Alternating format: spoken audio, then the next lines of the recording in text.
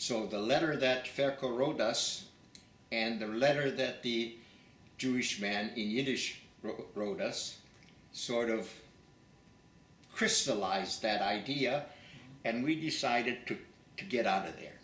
Of course, where would we go? Number one, we were going to go to Palestine. My dad was very smart. He tried to get into Palestine, and of course that was blockaded, and there's no way of getting into Palestine at that time. This was in probably July of 1939. Couldn't get into any other place but Canada, and the rule was that if you come to Canada, you had to have been a farmer. So my dad went to Prague, went to the Canadian Consul in Prague, walked in and said, I would like 8 visas to come to Canada. Who were those supposed to be for? For our family, for him, his wife, myself, and Alice, and his brother, who also were 4, 2 of them and their children. So he asked for 8 visas. And the Canadian Consul just laughed at him. He said, first of all, you have to be a farmer. My dad said, well, I am a farmer. So he says, show me your hands. And when he did that, he said, those are not the hands of a farmer. So my dad reached into his pocket and brought out a prepared wad of money and just bribed him and handed it to him. He said, look, this is what I've got here now. When I get to Montreal, I will double this. I will give you another equal amount in Montreal. And the guy took it.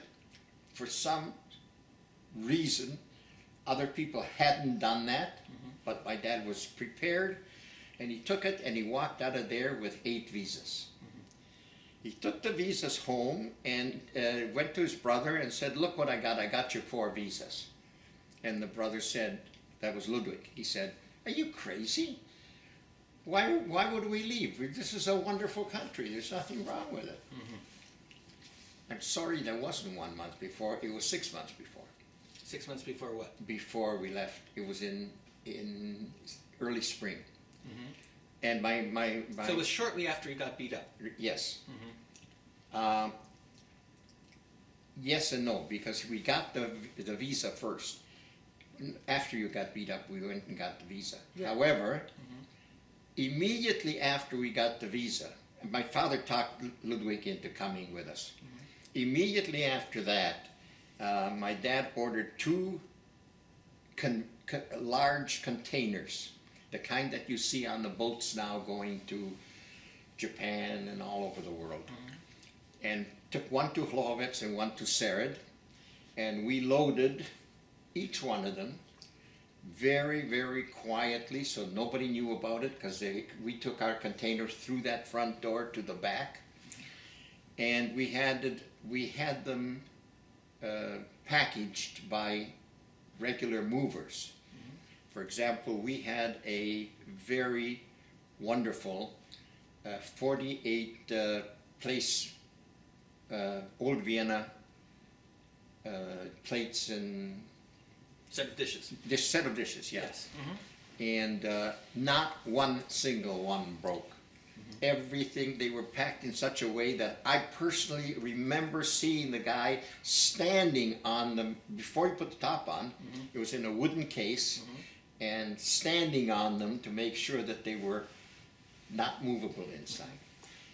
We loaded the you might mention what else you brought with. We brought with a bedroom that I still sleep in. It used to be my father and mother's bedroom. We brought with... Was there a piano? A piano, a baby grand piano, several rugs, very famous rugs. But we were going to this strange country called Canada in the wilderness as farmers. So we also brought a steel stove, a very heavy steel stove that burned wood. We also bought hammers and pliers and nails and all the equipment that you could possibly load, because we had a general store. We just took it out of the store. You couldn't bring money over, so you just loaded whatever you could get. In those days, you couldn't buy diamonds or golds or something like that. That all disappeared. When we came to, we shipped it. We shipped it 6 months before we left. It never got to Canada at that point. When we left, it was August the 18th, 1939. We had 4 private planes. We had a plane from Bratislava to Vienna, which was just a short hop in those days. It still is. From Vienna, we took a plane. That plane, the first one, held 8 people, and we were 8 people, plus the pilot and co-pilot.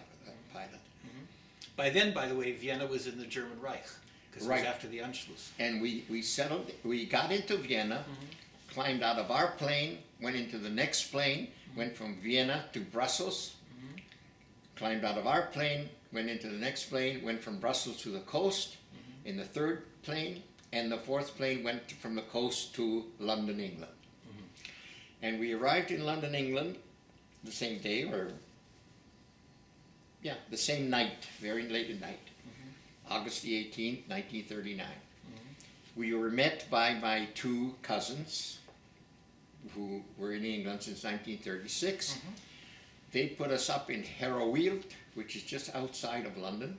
The first thing they did was give us each a gas mask, which everybody carried a gas mask on the side, because the war was going to probably start. That was the Chamberlain days. And when you looked outside, you saw balloons all over London. These balloons are not popular. They're not in stories today, but I saw them. All over London, they had balloons with about a 1-inch cable going from the balloons to a truck with a winch on the truck. And they were so that the German, if and when the war started, the Germans could not come low enough. Their planes, you mean? Yeah, the planes could not come low enough because they would bang into these cables. So London was bombed later on from above, and they hit whatever they could hit, but they didn't distinctly have anything, let's say Buckingham Palace or something like that to hit.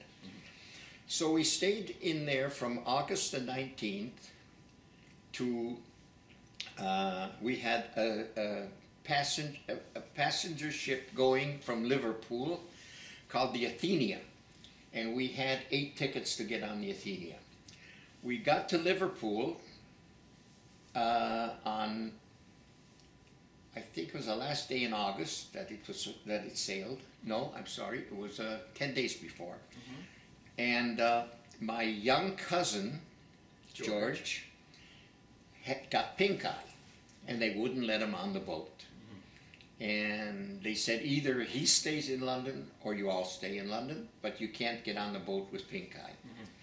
So much to our disappointment, we had to go back to London, and immediately they booked us on another ship called the Duchess of Atholl, which was slightly bigger, and we sailed on August the 30th, and we were halfway across the ocean when September the 3rd, the war broke out.